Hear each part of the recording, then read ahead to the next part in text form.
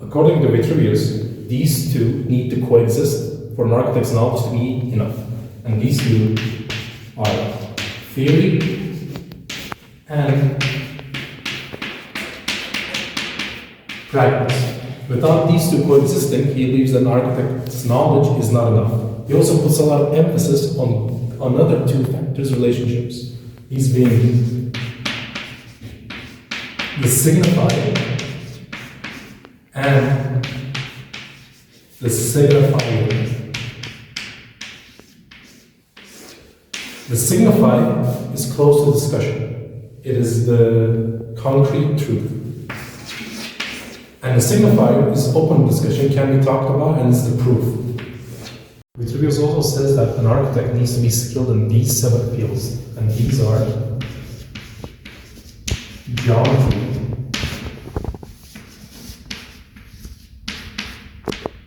music,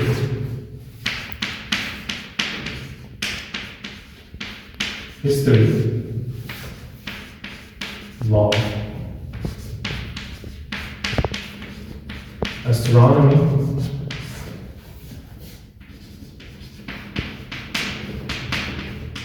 medicine, and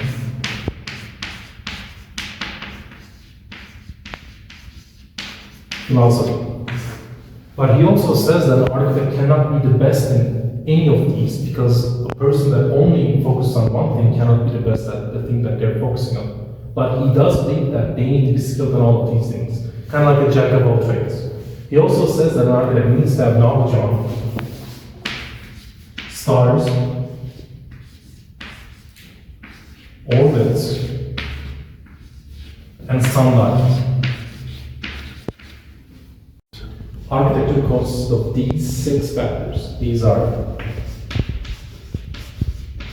appropriateness,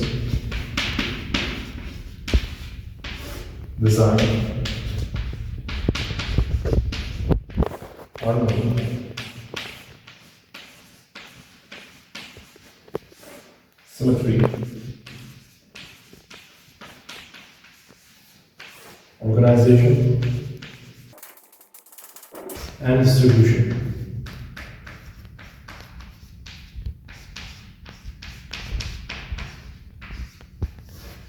Design means to add detail and aesthetic pleasureness to the structure. That design goes into 4 different subcategories, which are structure plans,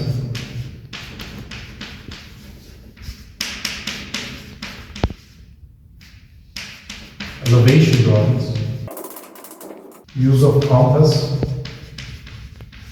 and ruler, and finally, perspective.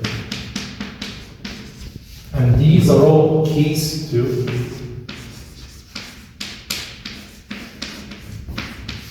creativity. According to Vitruvius, architecture is divided into 3 sections. These are building, constructions, making of sundials, and the installation of machines. These areas are further subdivided. Building constructions are categorized into private and public. Good. He then later on subdivides public into firmitas, which is durability, utilitas, which is functionality, and venustas, which is beauty. One of the key factors in constructing resilient cities is choosing a location with suitable health conditions. The climate selected area should be moderate, not too hot or not too cold. Once a city has been established according to these principles, the next step is to lay the foundation for towers and walls. The walls need to be built on the ground, should be much wider, and filled with the strongest materials. Additionally, another foundation should be built in the infrastructure, leaving space between them to be used as a defensive position. Side roads should be designed to minimize wind exposure. Cold and hot winds can have various harmful effects on human health. Blocking strong winds contribute to creation of healthier living spaces.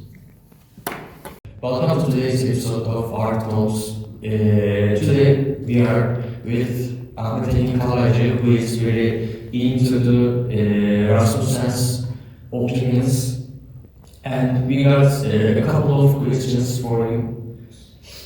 Mr. Kalaycı, firstly, how does art be involved with architecture according to Rasmussen?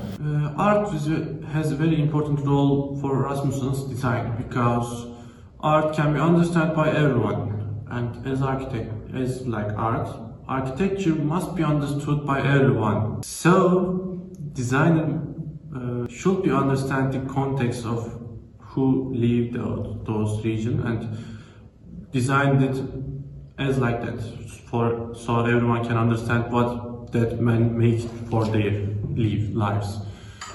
And not just for understanding the architectural building or something, it needs to be in harmony with plans, section, elevations, like that, something like that. Everything must be in harmony, and art is just one topic of that, all of things. It will be my answer for that question. Welcome to today's episode of Special Talks. Today we have a guest that an architect. His name is Ahmet Yağız Özçakıcı. We are really glad to see him in our office. Welcome to our office firstly. I have a couple of questions for you about Rasmussen's design ideas. First of all, what's Rasmussen's perspective about architecture? It's a very good question. Architecture is not only about engineering and aesthetic, it's also about human senses. Human senses are very important for him. He says the sense of being in space is crucial. It's a dynamic art form that engages all the senses. Thank you for your answer. I have one more question for you today, and then we will finish the conversation. Okay. Second question: what building tells us? I didn't get the topic. Let's go on, please. Architecture is not just the product of individual creativity, it also reflects society's lifestyles or their technological advancements and other factors. Moreover, it should convey these elements in a simpler manner so it can be understood by everyone. Buildings serve as documents of the conditions of the era to which they belong.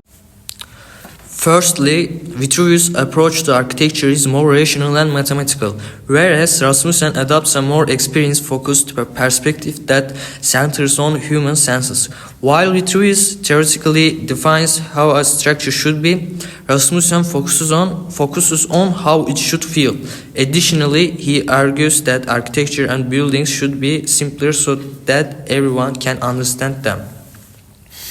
Vitruvius believes that for a person to be a good and competent architect, they must, in addition to these, emphasize that an architect should also understand human psychology.